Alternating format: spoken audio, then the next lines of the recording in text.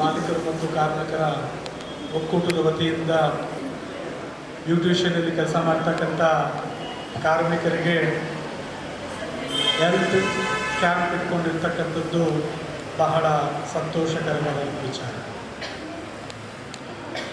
Beautician ಕಾರ್ಯಕ್ರಮಗಳಲ್ಲಿ ತಾವೆಲ್ಲ ಬಹಳ ಬಿಸಿ ತಿಳ್ಕೊಂಡು ಅದಕ್ಕೆ ಉಪಯುಕ್ತವಾದಂತಹ ಚಿಕಿತ್ಸೆ ಪಡೀತಕ್ಕಂಥ ದಿಕ್ಕಿನಲ್ಲಿ ನೀವು ಆಯೋಜನೆ ಮಾಡಿರ್ತಕ್ಕಂಥದ್ದು ಭಾಳ ಸಂತೋಷವಾಗಿದೆ.